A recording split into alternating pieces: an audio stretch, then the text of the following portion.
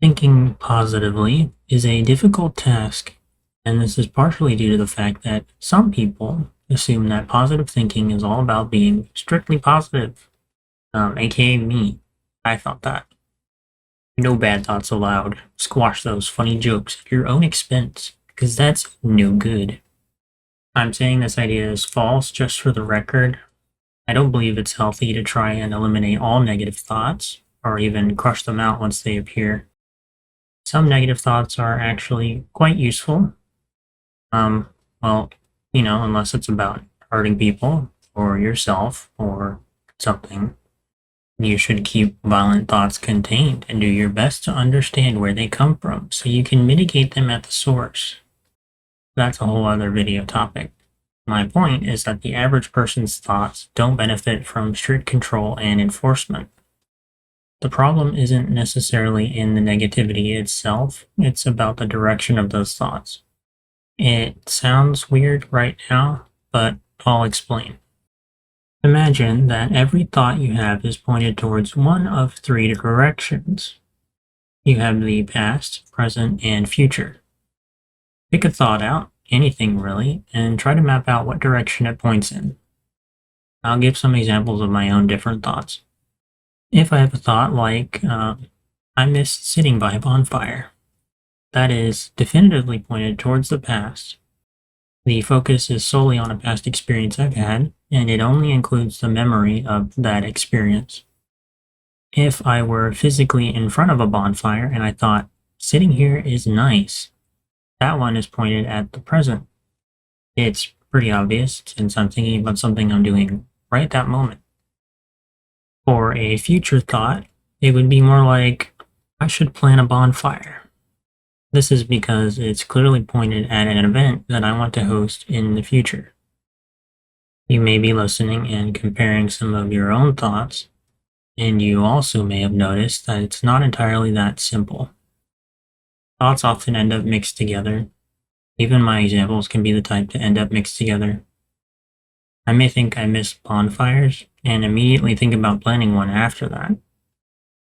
Thoughts can be very messy sometimes, and that's to be expected. The best way to figure out your own thoughts is to pay attention to how a thought ends, or what idea or feeling you're left with after that train of thought ends. The end is the part that matters the most, basically. How you end your thoughts, or how they end themselves, is going to set the direction your focus goes. If you start thinking about doing something in the future that brings up old memories, then your focus will default to the old memories unless you reel yourself back in and choose to focus on the future.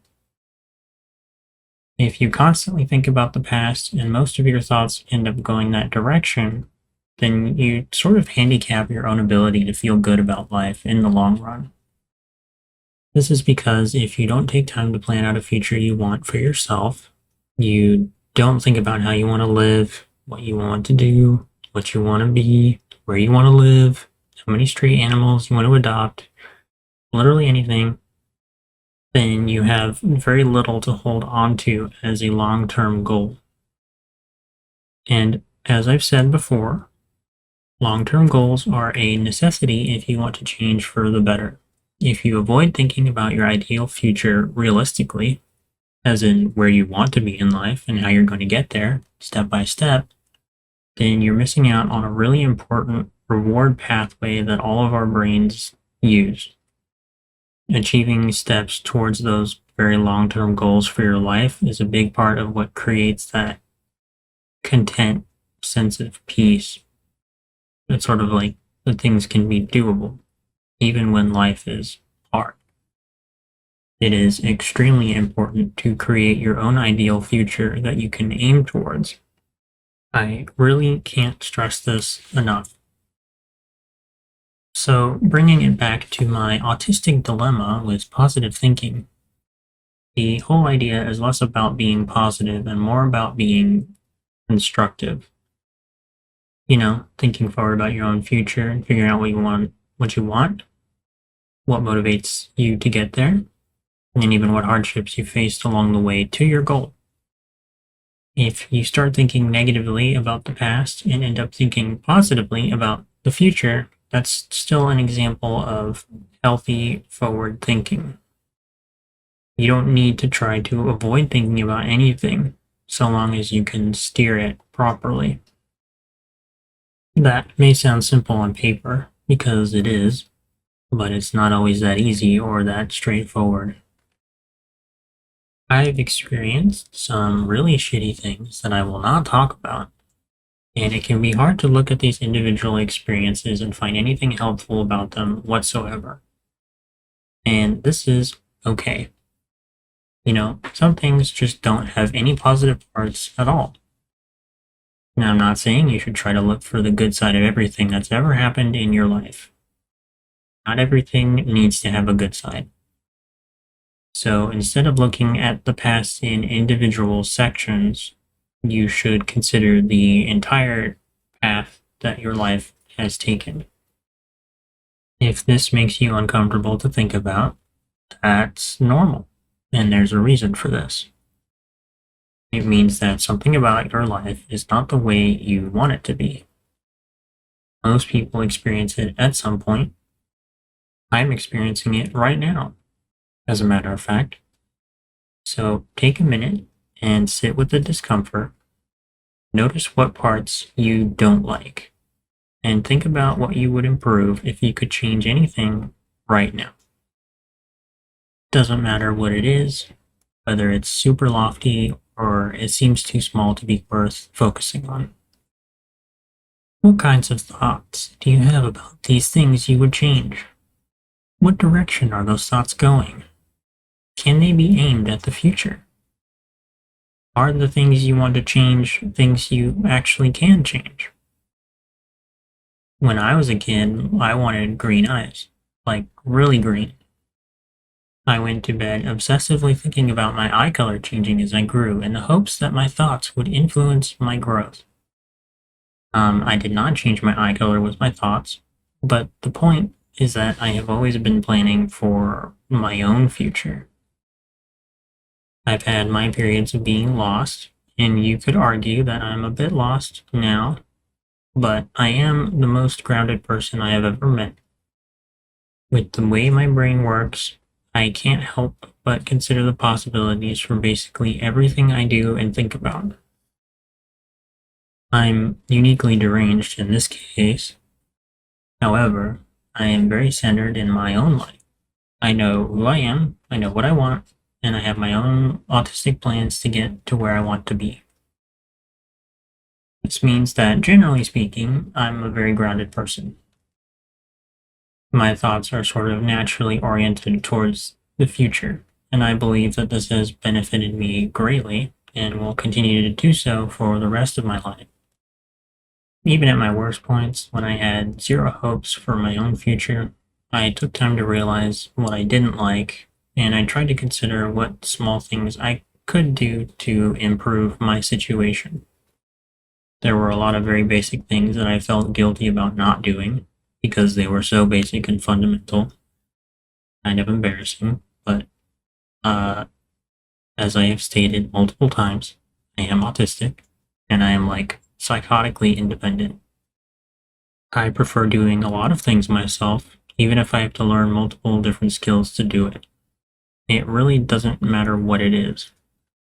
I don't ask for help unless I determine that it is something I literally cannot do or is too dangerous to be worth.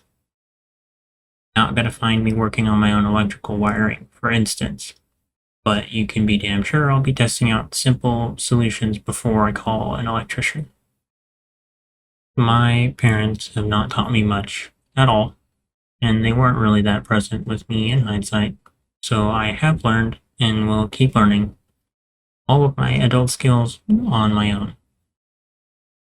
I've strayed off topic, but my point is that I oriented my thoughts towards the future because I recognized that I was better off when I did. I think about the things I want in the future. The farmhouse with my future wife and kids. And I consider what I personally can do to push closer towards that goal of mine. It means that my thoughts are mostly about forward motion, and I feel better emotionally because I have a clear idea of what I'm going towards. This very broad and maybe lofty idea of the farmhouse family dream is, it's basically my entire motivation to even be here. The image of sitting down on a Sunday evening with my wife and kiddos and playing some games, good old gaming session together, is why I can sit here and make videos to maybe a few people with, almost no feedback for like 7 months, maybe. It's been a good while, and if I wasn't so goddamn stubborn about it, I definitely would have stopped by now. Gaming sessions with the family is a that's a hmm, that's a tism of some sort. But I don't care. That's what I want. I want wholesome family gaming. I've already thought everything about it, and there's not a single thing on earth that can change my mind.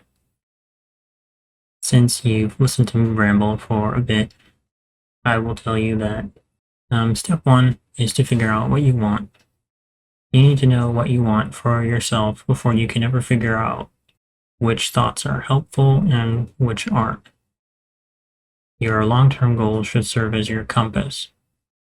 If I think to myself that I am cold and distant sometimes, because I am, that feels like something I should change, because it exists at odds with my desire to be the greatest dad to ever live.